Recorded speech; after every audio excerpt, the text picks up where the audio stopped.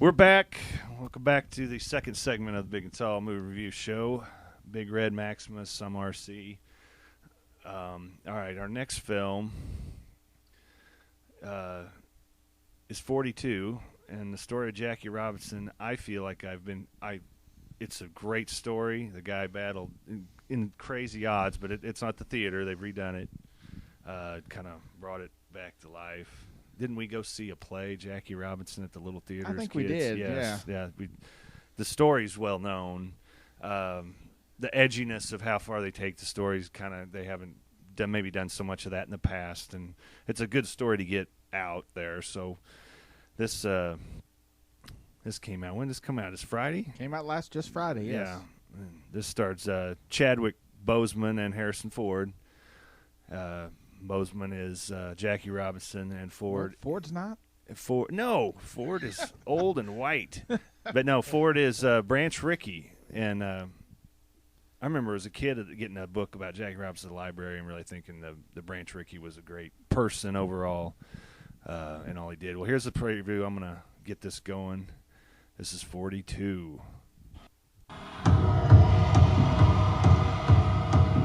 Jackie Robinson. Black man in white baseball. I want you to know I'm there for you. In my heart. Think about the abuse that he's going to take. Your enemy will be out in force, but you cannot meet him on his own low ground. What you gonna do if one of these pictures throws through your head? I'll duck. Mark my words and circle this date. Negroes are gonna run the white man straight out of baseball. This ain't the America I know. You hear me? If they knew you, they would be ashamed. If Robinson can help us win, then he's gonna play on this ball club. You don't belong here, and you never will. Get off the field. Brooklyn Dodgers ain't changing our way of living. You're wearing me down. You are not the only one with something at stake here. You want a player who doesn't have the guts to fight back? No, I want a player who's got the guts not to fight back. You give me a uniform. You give me a number on my back. There you go. There's a inspiring clip from 42.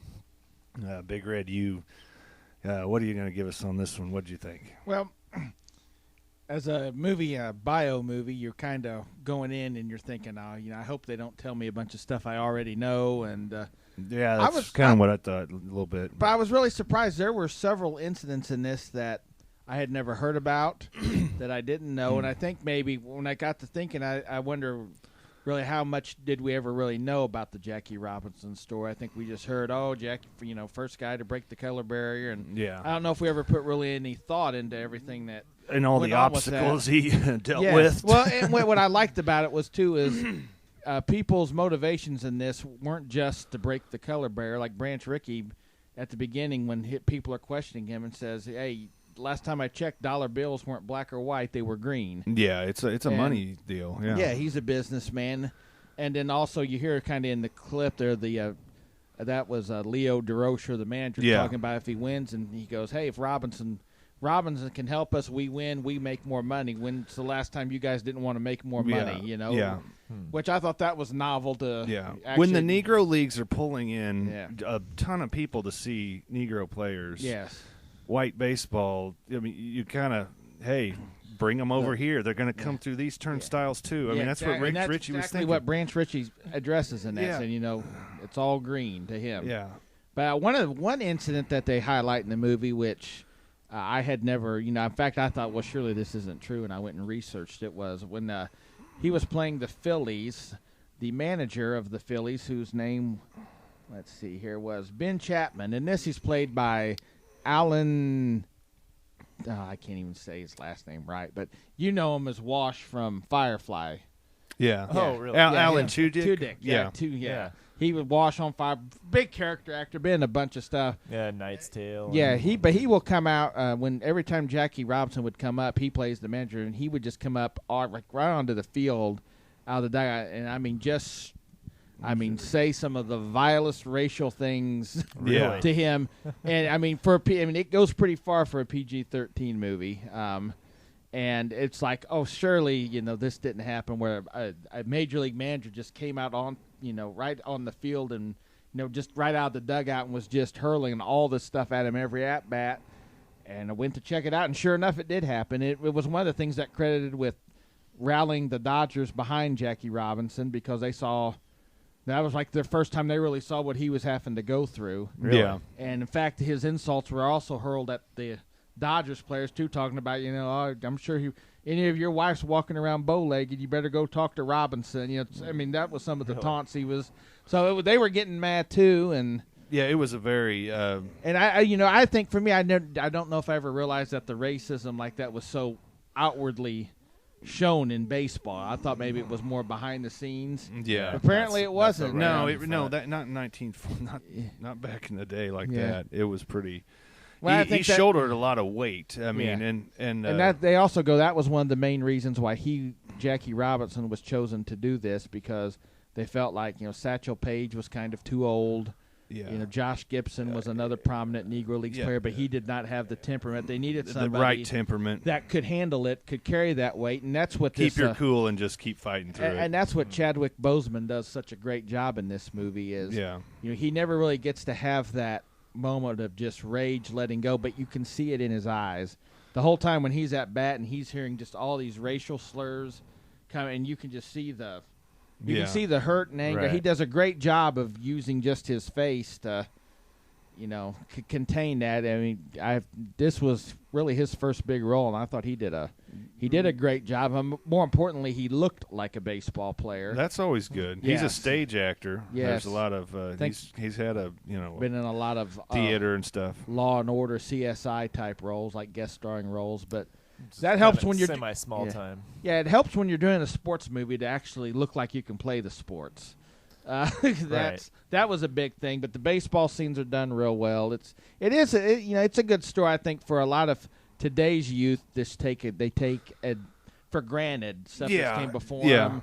Like I've heard, kids like they don't know who Martin Luther King. I mean, we're familiar with this story, but there are a lot. But we're also sports fans. Yeah, and there's also, even the young players in Major League Baseball for the local team have gone out and seen it. And a lot of them were saying they weren't familiar with a lot of the stuff that went on. So it's a very, like I said, it's very interesting, and it throws out some stuff that probably maybe you didn't know about him, which that's always good. So you're not just sitting there seeing the same old retread. And the big surprise though for me was Harrison Ford in this. I'm a big Harrison Ford fan, but I'll admit for the last decade he's kind of been in a slumber. Yeah. Somebody must have given him the smelling salts. No, he's had spots. I mean, yeah, but I don't know. He just always seemed a little laid back. But for this one, he really turned it out for this. He was really great, and he was in it a lot more than I thought. I thought when I saw the commercials, he'd probably just pop up here and there, spout some lines, and we'll cut back to him 20 minutes later. Yeah, that's kind of what I was wondering. But he's really in the movie throughout the whole thing, and I mean, he's great in it. Had this been released in like December or November, I really think he could have been included in the supporting actor nominations. I mean, I think he was that good in this, and who knows? I mean, it could, maybe it wouldn't shock me to see him nominated next year. It's a long year, though. Yeah, it's a long year, so that really hurts him. But I mean, he's that good in this, and this is also directed by. We should give a shout out to Brian Helgeland, he's more of a screenwriter, but he has directed the Mel Gibson movie Payback. Yeah. And he's also wrote like screenplays for L.A. Confidential, I believe, Braveheart. I mean, he's a very talented guy, and he does a good job in this. And I think they said they tried to stick to facts in this and not do a whole lot of stuff for dramatic effect. I'm sure there's a few it's things. pretty. There hasn't been a lot. Robinson was pretty private in his private life, and I don't think there was a lot of. And that's kind of one of the drawbacks. Is he, off the field, he's a little boring. Well, they keep it pretty cut and pasty with the whole wife. Yeah, exactly. But again, like I said, they throw it like I never knew. He went to UCLA and was the only athlete in UCLA's history to letter in 4 sports. Yeah, I didn't know that either. Track, football, basketball, baseball. So, like I said, I really enjoyed Something would have eventually, if it wouldn't have been Robinson, something would have come to head with both of those leagues. There was just too much talent. There's too much talent in both the leagues not to combine and make one great league, and that's just it is what it is. I mean, yeah. And if it wouldn't have been Jackie Robinson, it would have been somebody else. It is a shame that some of these great Satchel Paige and some of these big hitters of the Negro Leagues never got to play in the majors. But Paige might have got a year or something he did, when he was 57. Nobody's sure how old he was then, but yeah, it was really neat to see Harrison Ford and Boseman come to town in Kansas City here and promote the movie in association with the Negro Leagues Museum. Yeah, I thought it was nice too. Boseman said that before the movie, like a couple times. Harrison Ford made an effort for them to go out and hang out together, which helped him a whole lot because he goes, if we hadn't had that time to get to know each other that first day on the set, I probably would have. There's Indiana Jones and Han Solo sitting here, and he goes, that would have been a little intimidating. Yeah, and those Robinson and Branch Rickey kind of had a pretty good relationship. If all of the history books are correct, and that's kind of what And they play that up in the movie. Ricky's there for him pretty much every step of the way in this. To support him and provide him counsel. Which, I didn't think we'd see that much of Harrison Ford in it, so I was really, really happy. The crowd that I saw with really liked it. To it. Oh yeah, lots of applause. Critically, it's doing pretty good as far as review wise. This is one of the better baseball movies. I mean, if you're looking from it from a sports perspective. And you got to think about too is all these old fields, Ebbets Field and stuff that they're shooting us in. That here's CGI in a way that I can really appreciate. Is you're not going to get these fields anymore. They're doing this behind it, so it looks like the originals, and it looks realistic. They did a great job on that. I believe they're gone. They're all been buried. I read they used an old minor league ballpark for pretty much every field, but they used computers to change the back sides. But they did a great job with it because you couldn't tell. Yeah. So the CGI there was really well done. Yeah. The baseball looked real. Most of the guys that they had playing looked. Weren't guys out there just couldn't throw. Like the natural, they had to shoot that at some old War Memorial Stadium in Buffalo, I heard, and just stuff like that. But this looks really good as far as the using computers to bring back the past. Yeah, exactly. They did a good job with that. But I'm going to give this the old can system here. I think I'm go with 5 cans on this one. Really enjoyed it. Found out some new information. Had a great sports angle to it. If you were, say, not a big diehard sports fan in just the story, the movie, what would you? I think even if you're not a diehard sports fan, I think his story's a compelling story, whether you like sports or not. Yeah. I think probably kick it down maybe a can to a can and a half. Yeah. But I still think you're going to find this enjoyable. Mm-hmm. I think most people, there's still a lot of Harrison Ford fans out there, and even if you're not a big sports fan, if you're a Harrison Ford fan, this is one of his best roles in a long time. Yeah. And but you feel like it's worthy of a theater ticket. It's not just I do. I really think I think it's cable movie. No, I think this is definitely not a TV type movie. This is definitely it's production values there. The acting is there. Okay. It's definitely worth a trip to the theater. It's definitely, I would say, if you're taking the kids to this, I would, probably 12 and up. Yeah. Because there's not a whole lot of profanity, but they carry the racial slurs and stuff about as far as they can go in a PG-13. Some. So I think it's a good, depending on the age of your child, but it's a very good movie though to watch it and then sit down and talk with them about it. Yeah. So. All right. That's where I am on 42. I gave it 5 cans. Like I said, good acting, good story. All right, sounds like a good refresh on the Jackie Robinson story. All right, we're coming up on a break here, and we'll be right back on the Big and Tall Movie Review Show.